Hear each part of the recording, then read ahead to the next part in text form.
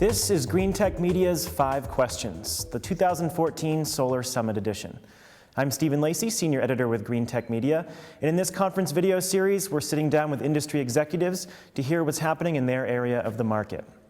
I'm joined now by Conrad Burke, who is the Director of Global Marketing for DuPont. Conrad, good to see you. Good to see you too, Steve.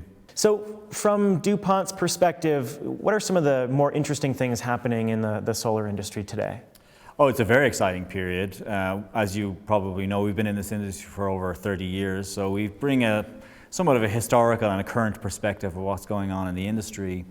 We supply materials. We are, in fact, the largest supplier of advanced materials to the solar cell and solar module manufacturing companies in the world today. So with that, we have some viewpoints and opinions and some observations that we see, but from an overarching point of view, we're pretty excited about where the business is going. And it's universal now. It's not a geographic specific, say Germany a couple of years ago. Right now we see some really healthy signs in many markets, and pretty good time to be in solar. So let's talk about the importance of materials. Aren't materials just commodities? Why are they so important to the solar business?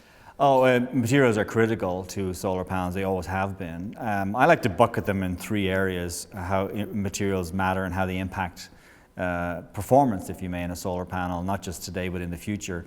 We look at lifetime, we look at efficiency, and we look at cost. Lifetime from the point of view, how long are these panels going to last? They're supposed to last 20, 25 years on a rooftop.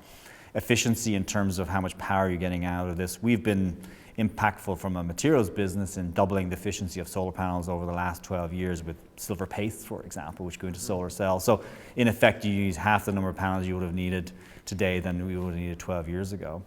And cost, which is on the minds of everyone. How do you make sure that you can produce solar at grid parity or below grid parity levels? So they're critical, and those 3 pillars are vitally important and things that we talk about a lot.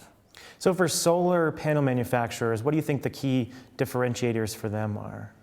So we've seen, unfortunately, a lot of cost-cutting, corner-cutting activities that have resulted in subpar performance modules in the field. We've gone out and purchased on our own independently panels across Europe, North America, Asia, thousands of panels, analyzed them from various manufacturers, and we're seeing where inferior workmanship and, more importantly, inferior materials being used in these panels have resulted in performance degradation over 5 years, which in the lifetime of a panel, that's very short. So it ultimately impacts the return on investment that one would make up front for a solar installation. So it's vitally important that we have these types of conversations. So then how would a system owner know that they have good materials in their panels? Well, a couple of years ago they wouldn't have known, and I think today there's probably a better awareness as a result of some of the work we're doing and some of the work of others. For example, True Solar, Consortia, and others, Department of Energy, are educating and make that awareness high.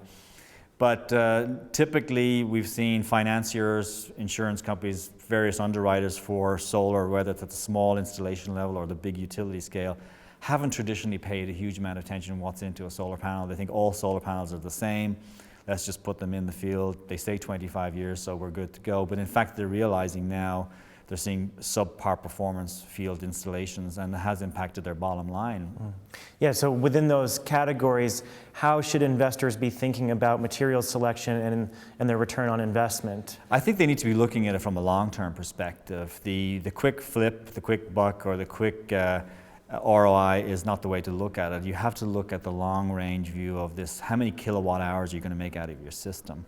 Not the standalone cost of the system today, but more importantly, am I going to be making the money or the return on investment I think I'm making based on my analysis over the next 25 years. So again, I don't want to give the alarmist view that we've had this problem for 30 years. We've only had this problem for the last couple of years, quite frankly. Interesting times for DuPont in the solar industry. Absolutely, pretty exciting time. But by and large, we're still all excited about the business. It's growing, and I think some good times ahead for the whole industry at large.